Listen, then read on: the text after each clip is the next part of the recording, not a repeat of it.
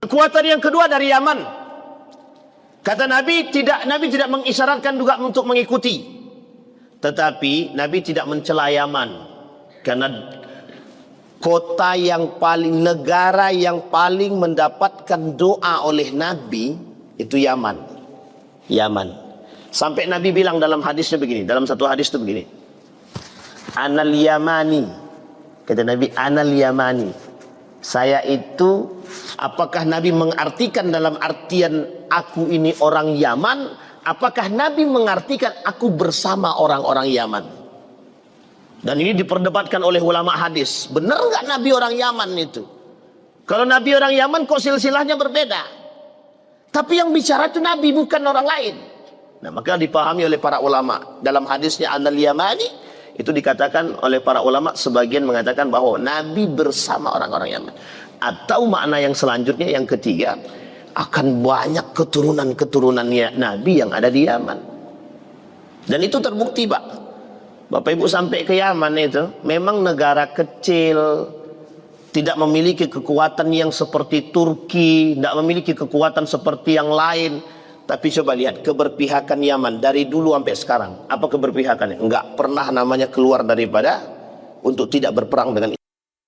Sampai hari ini, Pak, konsisten dia, istiqamah Yaman itu bersama Palestina. Maka kata Nabi, kekuatan yang kedua akan muncul di Yaman.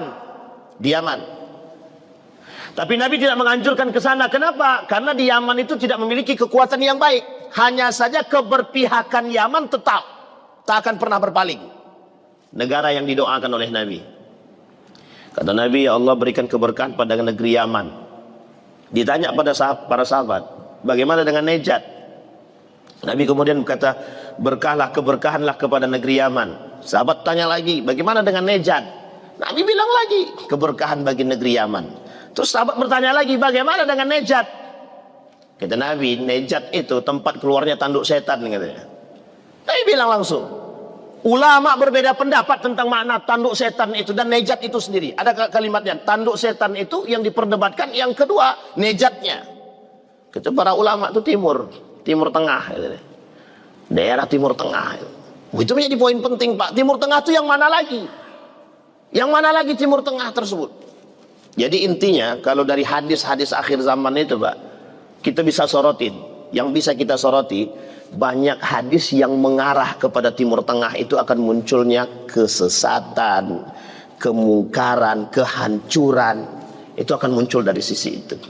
Fitnah harta, fitnah dunia itu paling nampak nanti di daerah situ, Pak.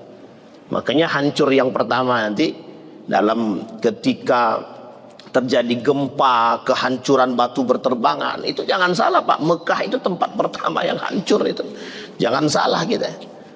Ya, hari ini orang semua Allah menjaga Mekah, Madinah daripada Dajjal, betul. Tapi di akhir zaman sebelum hari kiamat itu datang, yang terjadi kehancuran itu dari Mekah. Batu-batu berterbangan. Madinah hancur, lebur. Dan itu jangan salah. Maka kata Nabi, Najd itu, dan itu banyak, kata Nabi, makna kata para ulama itu di Najd itu banyak fitnah. Nah, ternyata betul, Pak, hari ini benar-benar terjadi. Najd itu betul-betul banyak fitnah. Hanya saja orang berhati-hati, para ulama berhati-hati memaknai Najd ini di mana. Riyadhkah? Timur Tengah yang manakah? Perbatasan Saudikah? Atau mana? Dan ini diperdebatkan oleh para ulama. Yang timur ini yang mana? Yang daerah orang timur ini yang mana? Yang disebut bukan timur sini ya, Timur Tengah ini yang mana? Gitu. Sehingga disebutkan itu. Maka berhati-hati para ulama. Kalau kita kembalikan kepada sejarah, Bapak Ibu boleh lihat itu sejarah terbentuknya kerajaan Saudi Arabia. Coba lihat sejarah terbentuknya kerajaan Saudi Arabia itu. Dulu Hijaz itu mau diambil Syarif Hussein. Syarif Hussein ini orang yang bekerja sama dengan Inggris untuk menghancurkan Turki Utsmani. Padahal ini cucu Nabi, masih keturunan baginda Nabi Muhammad SAW, bekerja sama dengan Inggris untuk mendapatkan kekuasaan Hijaz. Oleh Syarif nampak siapa namanya Syarif Hussein oleh Inggris dimanfaatkan Yang penting lo mau berantem mau kalian memberontak kepada Turki Utsmani, kami persenjatai. Disenjatai Pak, dipersenjatai oleh Inggris, dipersenjatai dalam perang dunia itu untuk memberontak kepada Turki Utsmani. Coba bayangkan, ini sejarah yang tak pernah kita tahu kan, ini terlupakan. Kenapa kita tidak pelajari sejarah ini kalau kita harus paham Pak, kenapa kita tak pelajari ini dalam sejarah kebudayaan Islam ini? Ternyata itu poin penting Pak. Ketika Turki Utsmani hancur, itu gejolak pengkhianatan itu nampak. Ternyata nampak para pengkhianat itu berada dari sisi Islam itu sendiri. Ada namanya dinasti Fatimiyah, ada namanya dinasti kerajaan Safawiyah, dinasti Safawiyah. Kerajaan Safawiyah Fatimiyah itu Syiah itu Pak. Syiah yang memberontak kepada Turki Utsmani. Itu jelas itu. Coba bayangkan itu. Nah, ketika runtuh Turki Utsmani, penyebab runtuh Turki Utsmani ada salah seorang yang disebut dengan Syarif Hussein yang bekerja sama dengan Inggris, karena Inggris menjanjikan apa yang dijanjikan oleh Inggris kepada Syarif Hussein? Hijaz. Hijaz itu terbentang antara pokoknya Mekah, Madinah, Riyadh dan sekitarnya, itu masuk dalam kategori Hijaz namanya. Dan itu diberikan kepada Syarif Hussein. Siapa yang tak mau mengurus dua tanah haram? Tidak ada yang tak mau Pak, termasuk Syarif Hussein itu sendiri. Ternyata di sisi lain Inggris bekerja sama dengan seseorang bernama Ibnu Saud gitu. Dan itu poin penting. Dan ternyata pertikaian itu. Syarif Hussein di akhir hayatnya diasingkan oleh Inggris ke Yordania. Salah satu bentuk yang diberikan, perjanjian yang diberikan oleh Inggris kepada Syarif Hussein dan keluarga, diangkatlah anaknya menjadi gubernur Yordan. Gubernur Yordan pada masanya. Sampai akhir hayatnya Syarif Hussein berada bersama anaknya di Yordania. Apa pernyataan daripada Syarif Hussein? Kata Syarif Hussein, ternyata aku dikhianati. Kalau tahu pengkhianat seperti ini, aku tidak akan pernah bersama dengan mereka. Itu pernyataan resmi daripada Syarif Hussein kepada yang dituturkan oleh anaknya yang ketika itu menjadi gubernur di Yordania. Coba bayangkan itu pengkhianatan yang terjadi pada saat itu. Ini pada masanya Pak, sehingga terjadi pertikaian. Dan ternyata yang paling disesali oleh Syarif Hussein ketika itu adalah ketika Palestina diberikan kepada oleh Inggris pada tahun itu dalam Perang Dunia yang pertama. Coba bayangkan, habis kita Pak, dijajah orang. Itu Islam. Makanya Palestina itu bukan soal manusia Pak, bukan hanya kemanusiaan. Yang perlu dipahami oleh orang beriman seperti Bapak Ibu semua ini, yang perlu dipahami oleh orang-orang Muslim, Palestina bukan milik orang Gaza dan bukan milik orang Palestina. Palestina itu milik orang umat Muslim. Seluruh dunia mengakui Palestina itu milik mereka. Mengakui Palestina milik mereka. Yang mengakui Palestina milik mereka. Muslim mengakui Palestina milik mereka. Karena apa? Akan muncul dari tempat ini satu orang yang disebut dengan Mahdi. Kita paham itu Imam Mahdi Pak. Dan mereka juga akan paham itu. Yang akan menjadi penakluk dunia gitu. Yang akan memberikan perdamaian gitu. Dan ini debatable tempat munculnya Pak, Imam Mahdi itu sendiri. Jadi umat Muslim yang tidak mau, yang acuh dengan Palestina, itu kita curigakan keimanannya. Apalagi kalau ada umat Muslim yang membantu, itu jelas tidak berimannya. Kalau yang tadi tidak mau membantu, tidak mau mengakui Palestina itu adalah umat Muslim, itu kita ragukan keimanannya. Tapi yang membantu negara yang lain, Israel atau yang mereka bantu, itu mesti tidak beriman. Coba bayangkan sampai sebegitunya Pak. Memang Nabi bilang itu dalam hadisnya, kata Nabi, kelak di akhir zaman itu muncul manusia dan orang-orang itu dari tubuh umat Muslim itu. Dan ternyata itu terbukti hari ini. Banyak sekali manusia-manusia itu yang dari lisan mereka Palestina hidup, tapi di belakang dia masih beli produk-produk Islam. Uniknya, relawan-relawan dari Indonesia yang datang ke Palestina balik ke tanah air dicaci maki, dihujat oleh para penduduk-penduduk di tanah air, oleh sebagian penduduk-penduduk tanah air. Coba bayangkan, orang yang relawan kemanusiaan dihina, dicaci dan dimaki, pulang dari Palestina, dari Gaza memberikan bantuan balik ke Indonesia, ke tanah air justru malah mendapat hinaan. Coba bayangkan. Sudah mati-matian Pak, taruhannya nyawa Pak. Dari 40 kapal yang mereka bawa, 20-nya hilang. 20-nya hilang, 2-nya ditahan oleh sampai Perdana Menteri Malaysia mencari tahu harus bagaimana untuk mengeluarkan mereka. Coba bayangkan, 18-nya lagi tak terdeteksi sama sekali. Hacker dunia tak bisa menghacker, Pak. Kurang canggih apa? Kurang canggih apa? Diletakkan di daerah yang tidak bisa terakses oleh internet. Coba negara mana itu? Kurang terpencil apa negara itu? Bayangkan, itu kelakuan daripada Islam. Dan Bapak Ibu tahu kenapa mereka minta semua kapal itu harus masuk lewat satu jalur? Mereka yang check-in barang itu, Pak. Mereka yang harus ngecek barang itu, agar mereka bisa memasukkan yang mereka inginkan. Seperti yang mereka lakukan pada mereka datang untuk mengantar relawan balik ke sini, kok justru malah dicaci maki. Sudah kita tidak membantu, masih membeli produk. Kurang apa kita, Pak? Kurang munafik apa manusia itu? Dan uniknya mereka masih tergolong orang-orang Muslim. Coba bayangkan, Pak. Masih ada yang makan di kemarin saya lihat masih ada orang yang masuk di Muslim, Pak, masih ke orang-orang di dunia, bukan hanya Muslim, Pak, non-Muslim pun nggak mau memboikot produk Islam. Kita Muslim membeli produk Islam, itu betul-betul sungguh-sungguh keterlaluan betul ini, Pak. Unik lagi, Muslim pakai cadar, suami istrinya pakaiannya Islami, anaknya pakaian Islami, yang diminum di tangannya pakai tangan kanan, tapi ditulis Aqua. Sakitnya di mana, Pak? Di sini, Pak. Sakit banget gitu, Pak. Sakit banget saya melihatnya, Pak. Coba bayangkan itu. Itu kalau nggak pakai, kalau nggak ada. Baik, maka satu kebahagiaan bagi kita adalah ketika terjadinya kemerdekaan Palestina. Nah, setelah terjadi kemerdekaan Palestina, kalau kita melihat dari jalur diplomasi sekarang dan politik, hampir terjadi kemerdekaan bagi Palestina. Hampir terjadi.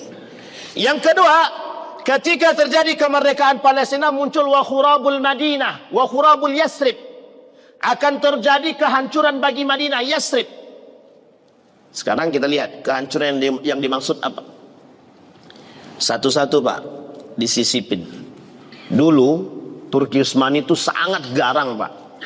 Ketika anak-anak mereka pada kuliah di negara-negara Eropa, mereka tercuci otak sekulerisme, pluralisme, liberalisme, gaya berpikir yang sekuler itu mereka bawa pulang ke tanah air Turki.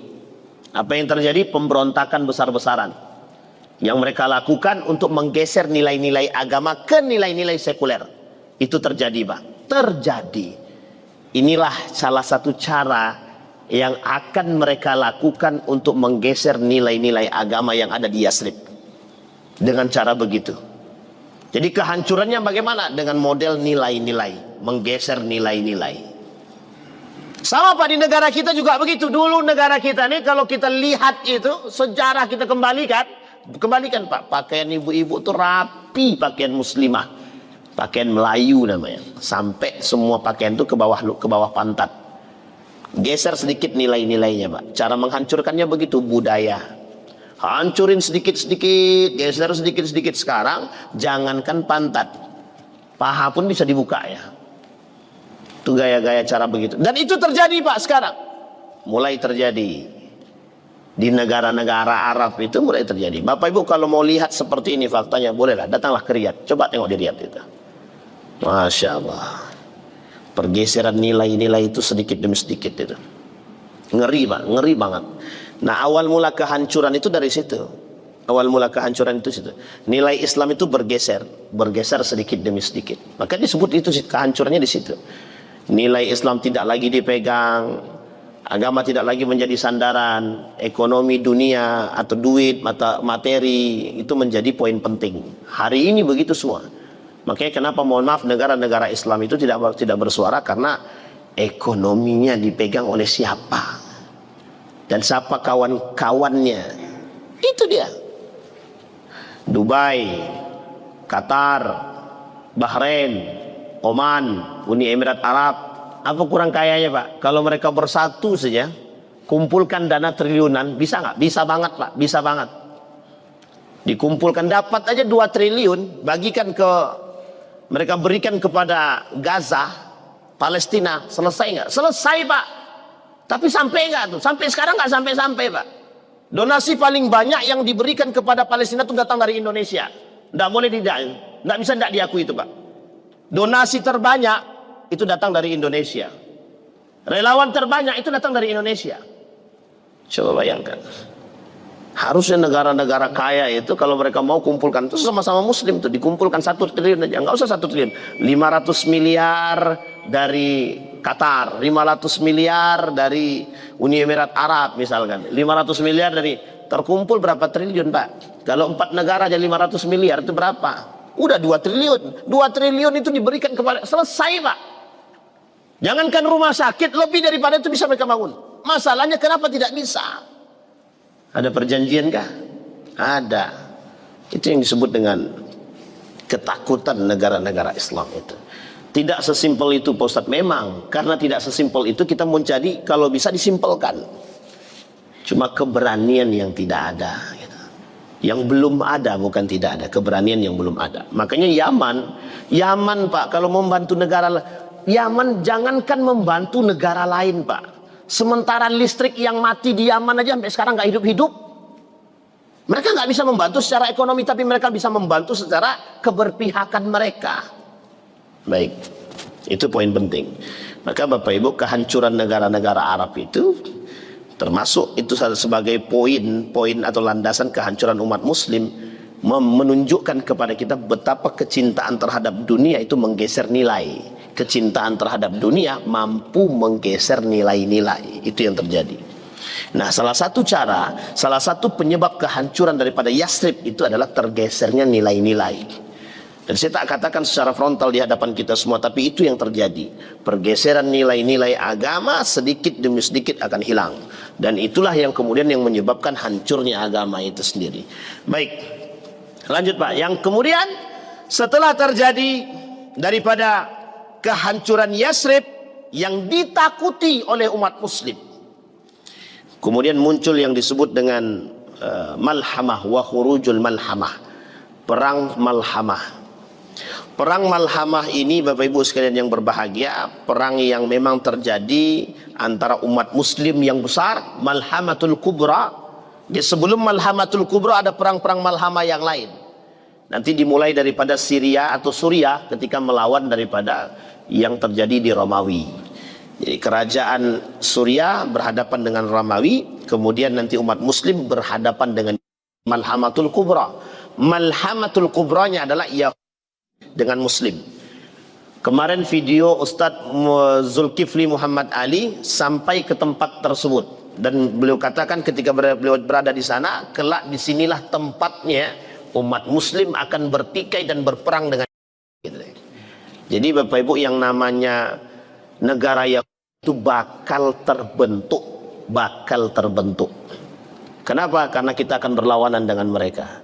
Nah, Bapak Ibu siap sudah berlawanan dengan Yahudi? Siap Bapak Ibu? Awak takutnya Yahudi itu ada di sini gitu kan? Itu masalahnya.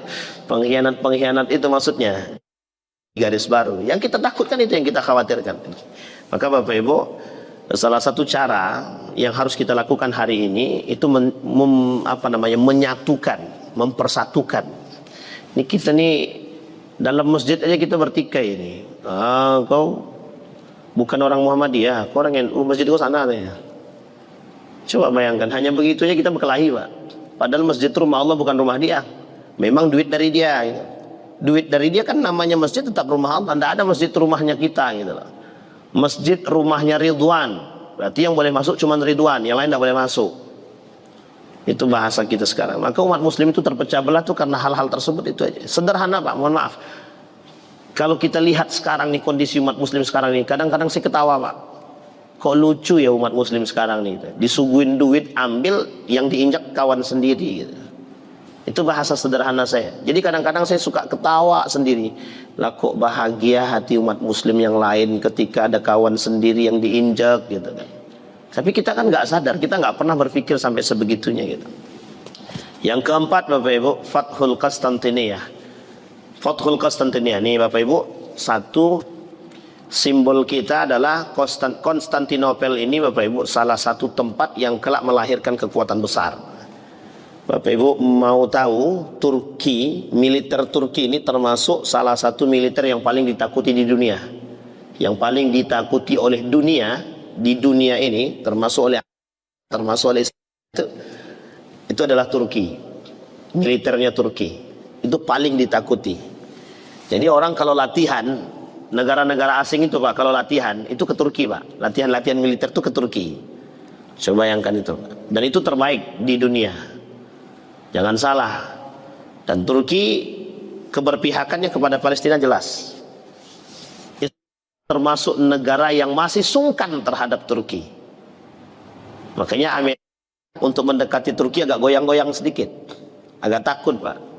Cuma kita nggak tahu apa yang akan dilakukan oleh pemerintah Turki atas kebijakan mereka terhadap Palestina dan Gaza. Atau setelah Konstantinopel ditaklukkan, dari sini Pak akan muncul tentara-tentara bantuan. Maka kata Nabi dalam hadis yang lain, kata Nabi dalam riwayat yang lain, nanti ketika di akhir zaman itu nanti yang bermuara di Damaskus, Palestina, yang di Syam, daerah lingkaran itu, sebelum umat muslim itu, orang-orang mukmin itu pindah dan berhijrah ke sana, akan muncul para panglima muslim yang berurutan. Kata Nabi dalam hadisnya, meskipun hadis ini lemah, hadis ini dhaif, derajat hadisnya dhaif, tapi oleh para ulama, meskipun hadis ini dhaif, perlu kita pertimbangkan. Kenapa? Ada kemungkinan bermunculannya para panglima perang yang handal itu dari secara berurutan. Karena Nabi telah kata, tahap pertama dari Irak, dari Yaman, kemudian dari Palestina, terakhir di Palestina Pak. Makanya kita sedang menunggu itu. Nah, bisa jadi, oleh sebagian ulama bilang bisa jadi itu yang disebut dengan sekarang. Bisa jadi. Wallahu a'lam bissawab. Tapi yang jelas militer yang ditakuti itu. Nah, bisa jadi Bapak, bisa jadi juga Turki, Konstantinopel, bisa jadi juga nanti Suriah sekarang, bisa jadi juga dari negara-negara yang lain. Nah, kita berharap panglima perang ini yang dijanjikan oleh Allah adalah panglima perang yang betul-betul mengambil alih dan kelak terbentuk yang disebut dengan khilafah Islamiyah yang bersatu. Jadi maksud khilafah Islamiyah nanti di akhir zaman itu Bapak Ibu terbentuk satu khilafah, yang satu khilafah ini semua umat muslim bersatu untuk menghancurkan kaum yang disebut dengan Yahudi. Tidak ada lawan kita selain daripada agama-agama yang lain itu bukan lawan kita Pak. Lawan kita adalah Baik, nah kemudian setelah terjadi yang disebut dengan penaklukan Konstantinopel, barulah kemudian wa khurujud Dajjal. Nah, sebelum munculnya Dajjal inilah yang disebut munculnya Dajjal yang lain. Kata Nabi, Dajjaluna kazzabun, akan muncul para Dajjal yang lain selain daripada Dajjal yang sesungguhnya. Jadi Dajjal itu ada dua. Satu Dajjal yang beneran, Masih Dajjal namanya. Yang kedua Dajjaluna kazzabun. Dajjaluna kazzabun itu adalah orang-orang manusia manipulatif. Nah sekarang Bapak Ibu tengoklah, semua manusia yang ada di dunia maya itu semuanya manusia manipulatif namanya. Manusia yang tidak original. Sederhananya, fotonya cantik di Facebook, di luar Facebook hancur-hancuran. Nah, itu namanya Dajjal yang sesungguhnya. Yang saya maksud dengan manipulasi dunia.